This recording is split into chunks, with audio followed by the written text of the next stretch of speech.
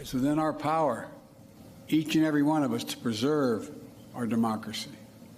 And I believe we will. I think I know this country. I know we will. You have the power. It's your choice. It's your decision. The fate of the nation, the fate of the soul of America lies where it always does, with the people. It's clear Americans took President Biden's message to the polls. According to NBC News exit poll data, nearly 70% of voters believe democracy is under threat. That may be why voters overwhelmingly rejected election deniers in the midterms. And beyond our borders, you'll see democracy is holding the line globally. Russia is retreating from key Ukrainian cities. Brazil's Trumpian President Bolsonaro lost. It's a clear sign many people are pushing back on authoritarianism. That makes the Democracy Conference former President Barack Obama is headlining next week that much more important. Joining me now is Valerie Jarrett, CEO of the Obama Foundation, chair of the board of When We All Vote, and author of Finding My Voice. Valerie, welcome back to this Sunday show. Thanks for being here. Well, good morning, Jonathan. Thank you for having me. So tell me, give me your reactions to the historic midterm elections on Tuesday. Well, as you said, democracy was certainly on the ballot, and that has nothing to do with partisan politics. Democracy is something that should be above politics. It's something that is the foundation of our country. And as you said, we are seeing a wave of authoritarianism and populism, not just here in the United States, but around the world. And we're also seeing pushback. And so next week, President Obama has the opportunity to use his platform to put a spotlight on these amazing young leaders around the world who are recognizing the threat and, importantly, combating it, and to send a message that there's something we can all do to improve and strengthen our democracy. So why now?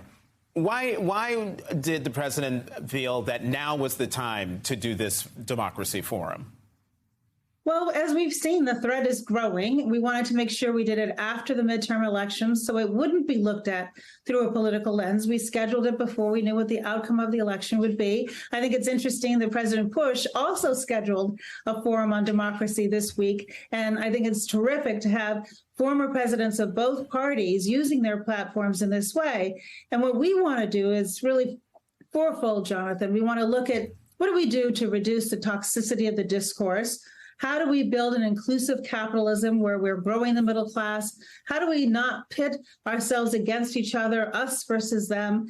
What do we do to encourage confidence in our institutions, including our government, and so that people feel investing in those institutions, which are the foundation of a strong democracy, are worthwhile? And so those are the topics we'll be discussing, as again, with these amazing young leaders and experts in the field here in the United States and around the world.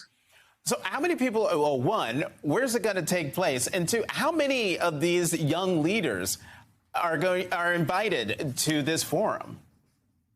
Well, so it's going to be at the Javits Center in New York. It's being co-hosted by Columbia University and the University of Chicago, two universities where we have Obama scholars at work right now going through our program.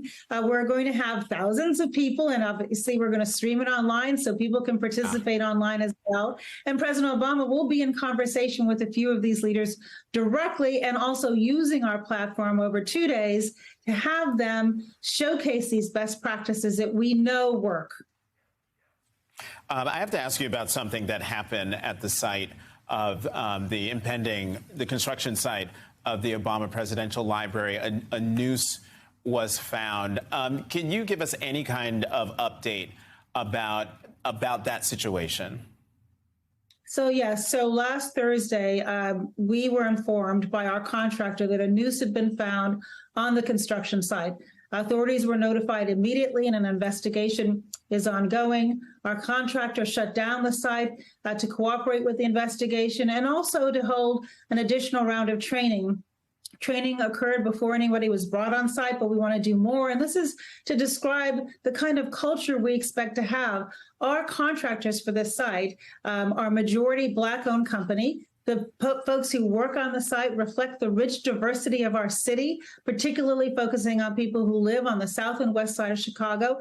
And let's face it, that might be a threat to some people. The number one responsibility I have as the CEO of the foundation is to ensure the health and safety of our workers, those who work at the foundation, as well as those who are contractors on site. And so that is what we will do. And so this act of hatred, of cowardice, will not be tolerated. The contractors have offered a $100,000 reward to anyone who has information about who perpetrated this horribly offensive act of hate. But we want to get our workers back to work as soon as possible. We're not going to let anything like this deter us from building this extraordinary economic engine for Chicago, a beacon of hope for our city and for the world.